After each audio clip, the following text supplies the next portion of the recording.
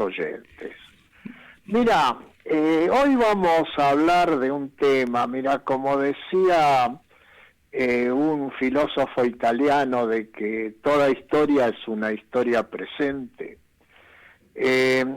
A raíz del debate electoral, de la encrucijada tan difícil que está sufriendo el pueblo y la nación argentina, el avance, por lo menos electoral, de una derecha recalcitrante,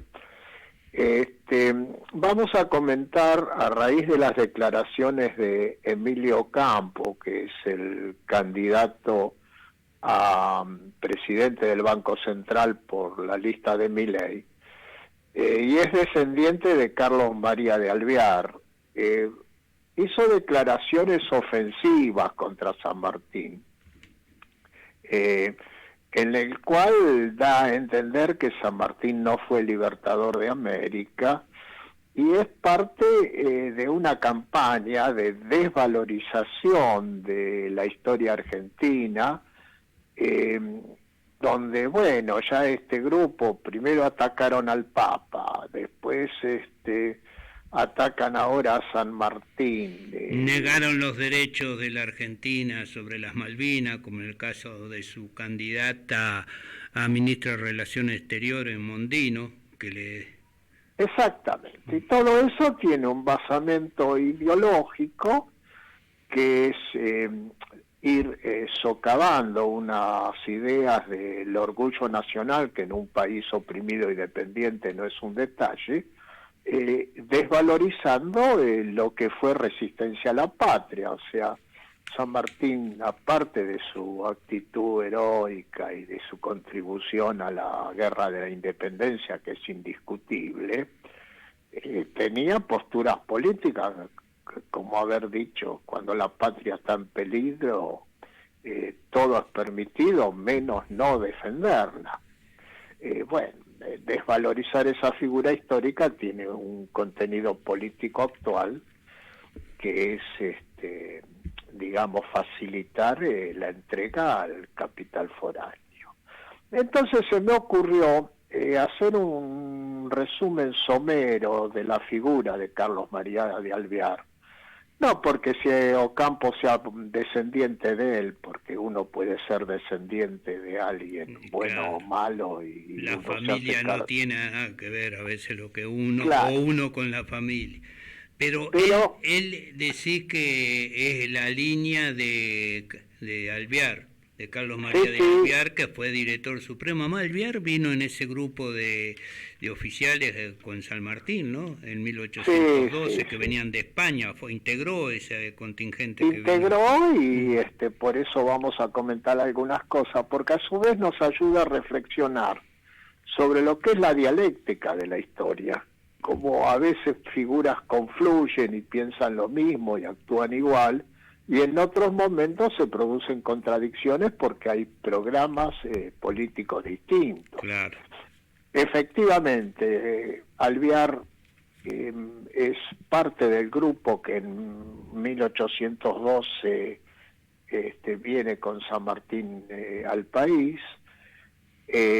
Había nacido en Las Misiones, en aquel entonces era el virreinato del Río de la Plata, y junto con San Martín es de los dos oficiales que habían nacido en América. El resto eran oficiales españoles que vienen en ese grupo. Y hoy ese lugar donde nació Carlos María de Alvear pertenece a Brasil, pero en aquel entonces era parte del Virreinato de la Plata. Y trabajan juntos, confluyen en la misma idea al derrotar al primer triunvirato.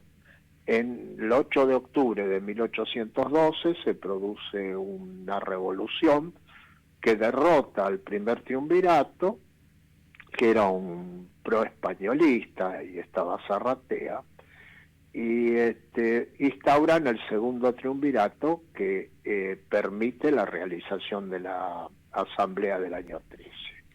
Hasta ese momento histórico, San Martín y Alvear juegan juntos. A posteriori, pasa a presidir Alvear la asamblea del año 13 y impone a su tío Posadas como primer director supremo. Posadas era para aquel entonces una persona mayor, tenía casi de 70 años, y lo imponen, pero en realidad atrás de Posadas el que dirigía era Carlos María de Alvear. Un personaje que la madre había sido una quintanilla, que para la historia argentina y para la actualidad tiene mucha importancia, porque los Malanes Quintanilla hoy son los dueños de Alvear. Claro. Así que te imaginas que eso nos dice mucho. Le obliga a su padre darle la parte de la fortuna heredada de su madre y lo invierte en hacer política. En esa parte, digamos, es respetable. Con 25 años lo nombran director supremo en reemplazo de su tío y encara el sitio de Montevideo. Junto con Larrea traen al almirante Brown para fundar la Marina, y el 20 de junio logran rendir que se rinda Montevideo y el cerco de Montevideo.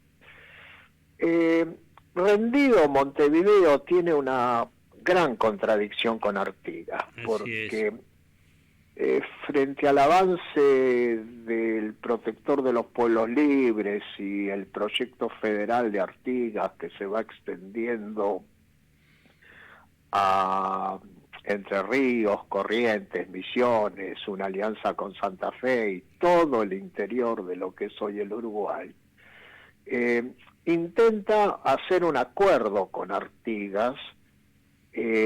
Lo manda el almirante Brown, entre otras cosas, diciéndole, bueno, le garantizamos la independencia del Uruguay, pero no penetre más desde el río Uruguay para el lado de las Provincias Unidas.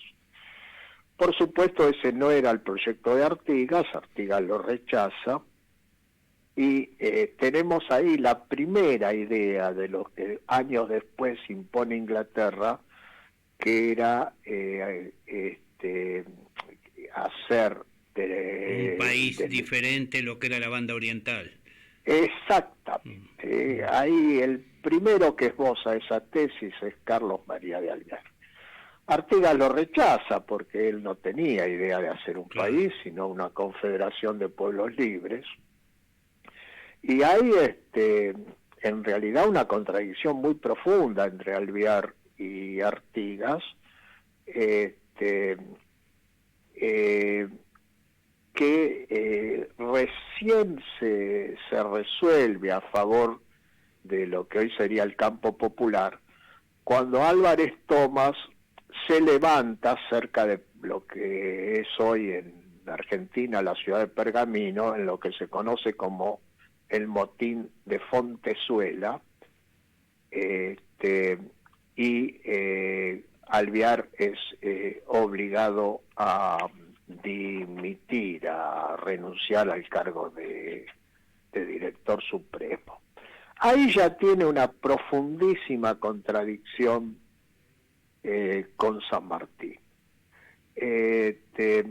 Vos sabés que siempre nos pasan los títulos, que la logia Lautaro se dividió, San Martín era líder de una fracción y Alvear de otra, pero está muy poco investigado cuál era el contenido político de esa diferencia, que efectivamente no era una diferencia personal.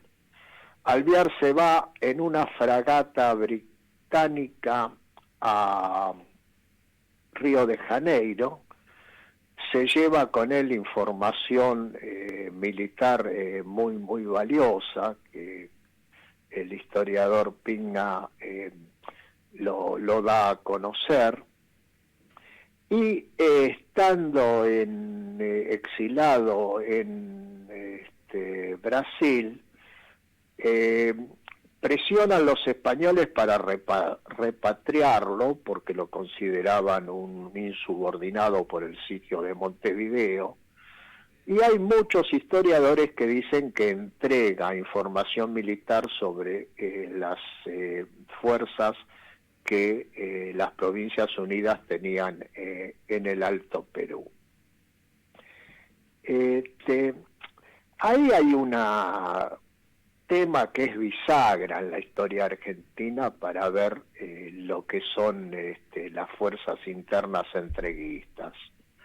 El 25 de enero de 1815 le escribe a Lord Stranford, que era el embajador o delegado británico en Río Janeiro, pero era el que coordinaba toda la política británica en Sudamérica, de que estos pueblos querían ser súbditos británicos y que le pedía la asistencia y que le pedía que organice la forma en que se puede transformar esta región en una región de súbditos británicos.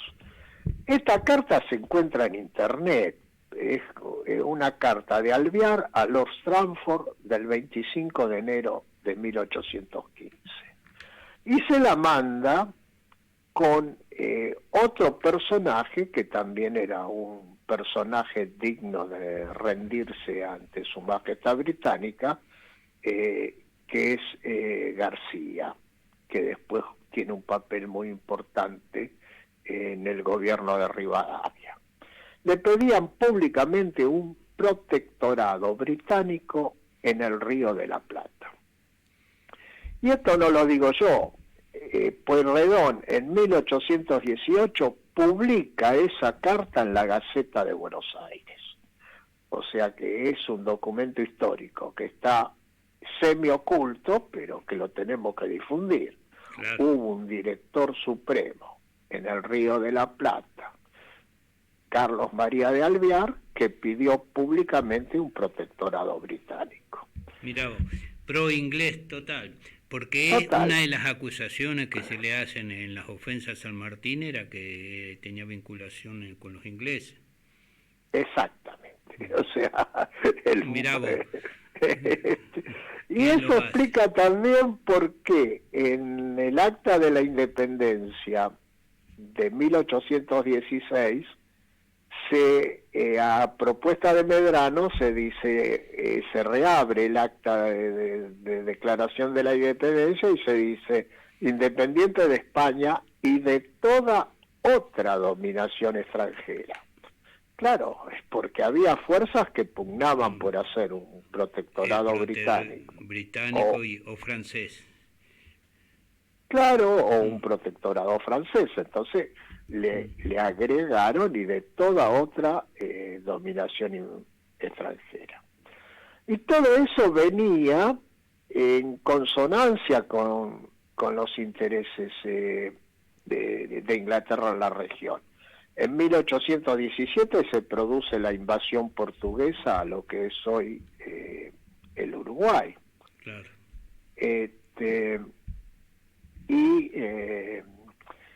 El tema de la contradicción que tuvo con Artigas tenía que ver con independencia absoluta y federalismo que propugnaba las fuerzas conducidas por Artigas, o sometimiento a otra potencia que propugnaban corrientes como las de Alvear.